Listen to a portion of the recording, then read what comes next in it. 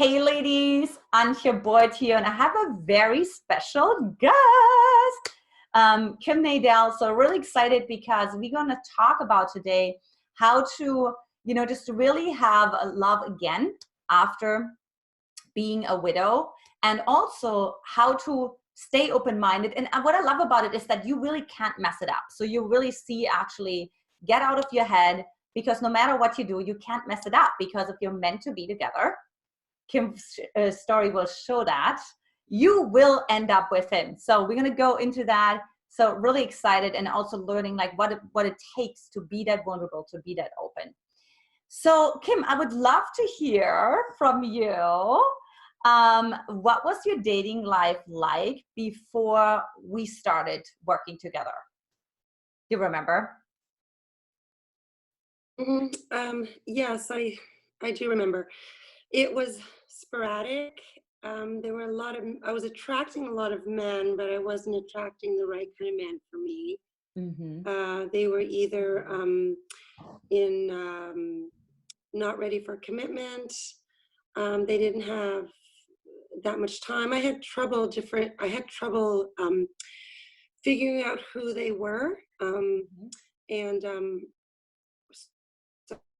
so it was sort of like, it was very confusing, actually. It was really confusing because it was hard to read the men, right? Yes. Okay, so I know it was confusing. You were probably questioning, doubting yourself, right? Should I go left? Should I go right? What should I do, right? And let's talk about it. First of all, also, how did that make you feel? You talked a little bit about it, right? It being confusing. What other emotions were coming up for you? Like not knowing. Oh, yeah, it was trust. So because I was, my husband passed away 10 years ago. And so I think what happened was I had my kids with me, and I felt like I didn't really, but I wanted to be careful with my kids, so I just didn't want to bring any man in. So there was a lot of trust issues there.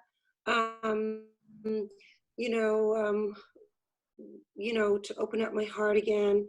And then, so the men that were coming in were either they weren't ready for a relationship, or maybe they did want to be in a relationship, but I wasn't ready. It was just really confusing. And at one point, I had even though it was very short, I had this experience where this man was completely dishonest with me. So it brought up a lot of things. It was hard to navigate, and there was also a lot of feelings about my worth, and my was my worth, like, was I desirable enough? Was I enough? That came up a lot. Yeah. Oh, I can totally imagine that. Yeah. And so many women at that same boat. So now you're obviously engaged. And so first we want, of course, hear, that's always what the women want to hear. How did you meet your man? Okay. Yeah, okay. I'd love to share that. It's kind of crazy, but okay. So I met him online. I met him on a dating site the first time. And I was dating lots of men. That's when I was working with Antia. I was dating men, and I was, so I had to write down, we had this sheet, we had to write down all the different things. And it just wasn't really, happening with him. It just didn't feel, I just wasn't really that interested in him. I wasn't really that into him. There are a couple of reasons why. And one of them was that he kind of like dressed a little bit like my father, a little bit. And so I was like, can this guy really be like, can he really be like hot? Can he really play that, that sexy kind of, really kind of show up for me in that way? was that possible. And he was also very, very kind. And I couldn't read him because he was such a gentleman, because at that time, and even today, of course, we're talking like a couple of years ago, he was very disturbed by the hashtag Me Too. And so he really did not want to come across as one of those horrible guys. That's how he felt that they were. So he was extra gentlemanly. And so he didn't really, so I couldn't tell if he had that passion and that fire inside of him, because he was being so honorable, right? Yeah. And being so respectful of me being a woman. So I didn't read, there's a lot of things I read him completely wrong. Then he ended up coming back into my life because he was, got in time like about, I think it was maybe about 8 months later. And I actually called him because I felt like when it ended, I felt like it ended so abruptly, and I ended it really abruptly, and I was kind of ashamed of the way that I did it. So I called him not to apologize for that. And he was so excited to hear me because he thought he would hear from me again. And so we started seeing each other again. And so after that time, I actually did a lot of work on myself. And I assume too that he also had time to do a lot of work on himself. So the second time around, it was very, I was looking beyond that, because obviously I was looking beyond that, and could see this, we had a lot in common, that he was like a really nice guy. And then at a certain point, I kind of gave him permission to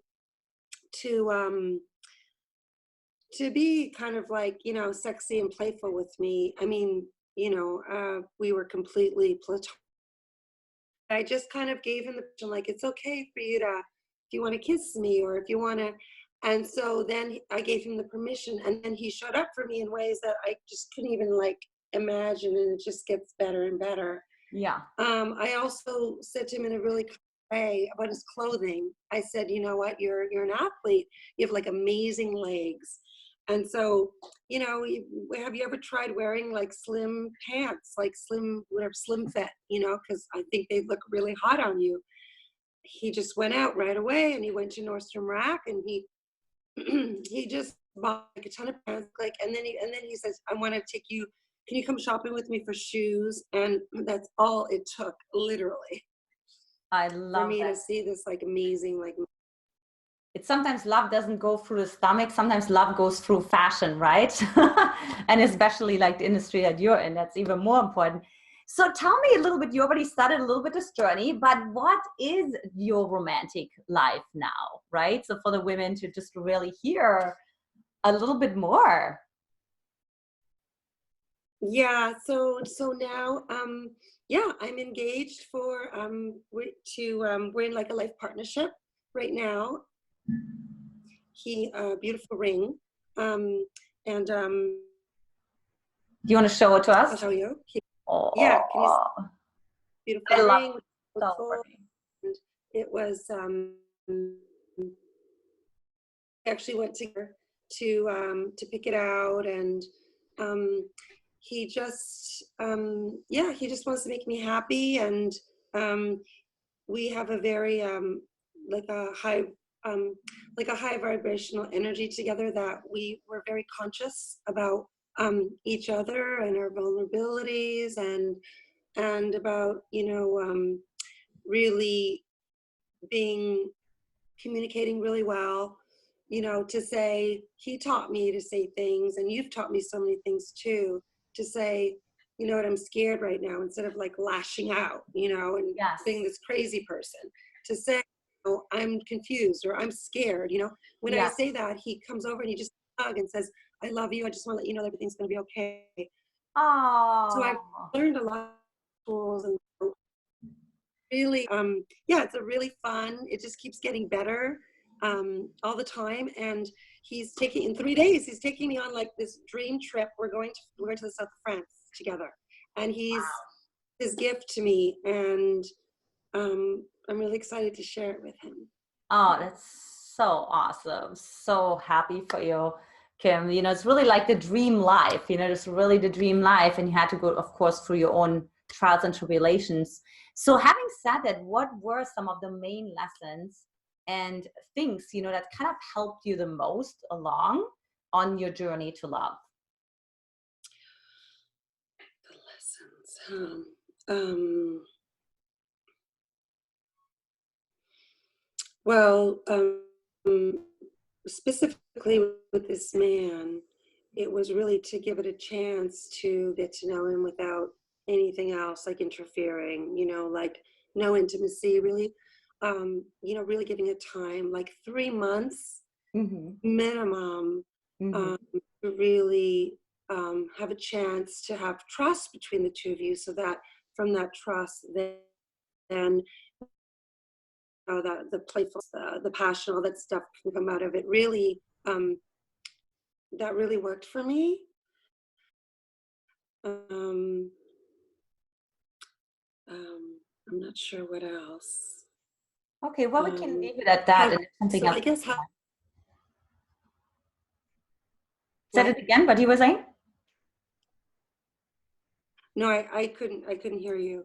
I was just saying, we cut out for a minute. Let's go with the next question. You know, what were some of your main concerns or fears before hiring me, a dating coach, of course, to help you with your love, with your dating journey, right? The trust issues we talked about, and not knowing what to do, the self-doubt, the self-questioning, right? And gaining more clarity. What would you say was some of the concerns or fears? Right. My fears.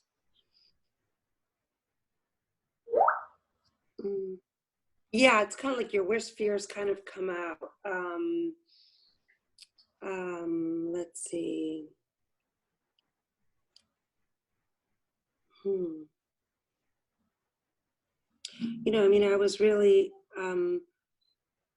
a little bit insecure, you know, about myself. I definitely had trust issues from my past. Yeah. You know, my whole life, basically. Trust issues with men that I really had, you know, that I really had confronted and dealt with, like in therapy and body work, but it really came up a lot when with dating and navigating through you know, all these different men. Okay. And what would you say, what helped you to overcome those concerns?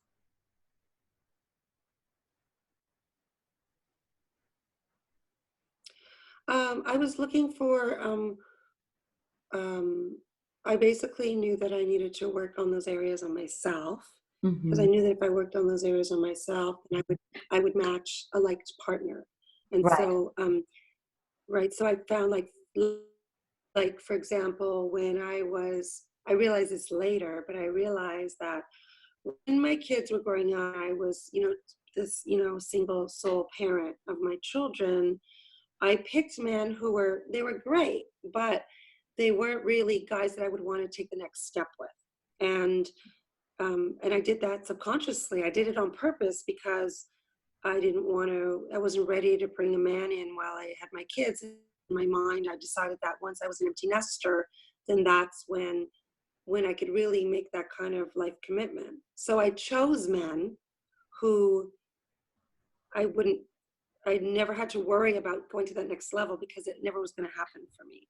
So I played it really safe. I guess you'd say I played it really safe, but it just wasn't enough, but it was safe enough for me at that time. So I just kind of, but then once I became an empty nester and I realized that I wanted to be, have a life partner, and I wasn't really ready to, I didn't want to settle anymore, you know, because you have these limited beliefs. You think, well, you kind of like make excuses for guys. Well, you know, and it's like, no, I started, I actually met you at a, you know, in a group, and I was like, just listening to you, I was like, I really need help navigating through this. We all know it's like a full-time job anyway, but I Yeah. really need help navigating because I was my worst, I'm like my worst enemy sometimes, and so I just needed help to like empower me and to work out any kind of feelings. And it helped me too, because when I would fill out the form, it kind of like helped me to make some judgments using my intuition. That was a big thing too, using my intuition and not second guessing myself about certain things. Yeah. So it was helpful to have support. I had some other kind of therapies that I did that helped me, and kind of like cleared some things out of the way so that I could. So this, if this man showed up, and I could actually see him, right? I love that, right? Like you actually have like all the layers removed from you that you had on, right? All those veils, through which you see the man, right? And do you have any other final advice that you would recommend to a woman who's on the fence, about hiring me or hiring a dating coach in general to help her with this?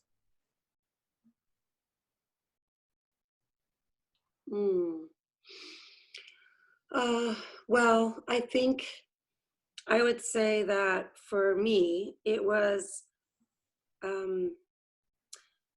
an investment in myself. I know sometimes it's hard to pull the trigger on something like that, but I was just yesterday told that the one thing that we can do for ourselves is every day our job is self-love, empowerment, and boundaries, and self-care.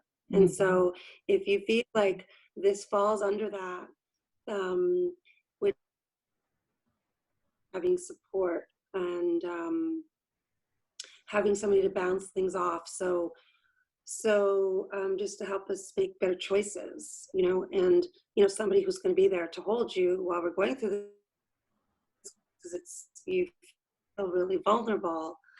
I think that is the best advice I can give about that. I mean, it definitely helped me.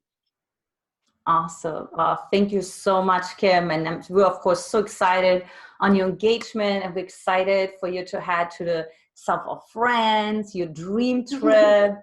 And thank you so much for being like your beacon of shining light, to really giving those women hope, right? No matter what age, no matter what stage, no matter what circumstance that we think we're in and we can't find love again, you're really like a walking example that it's so possible. So for the ladies who are like, gosh, this is okay, Antia, I want to give this a try, I'm curious to learn more, right? Like, I invite you to come on a Magnetize the Man clarity call with me and see how can I help you, right? Like, I help Kim uncover her vulnerability thresholds, her blind spots, right? So you can look at what that is for you, what's getting in the way, right? What are those veils that Kim talked about that are getting in the way of you not either seeing the right man or not attracting the right man. So if that sounds like something that's really you're in alignment with, hop on over to magnetizetheman.com, magnetizetheman.com, and grab your slot so we can chat. So Kim, thank you so much for being here today. I know your time is very precious. You're already packing for the South of France. So really appreciate it. And so much love to you. Take care. Bye-bye.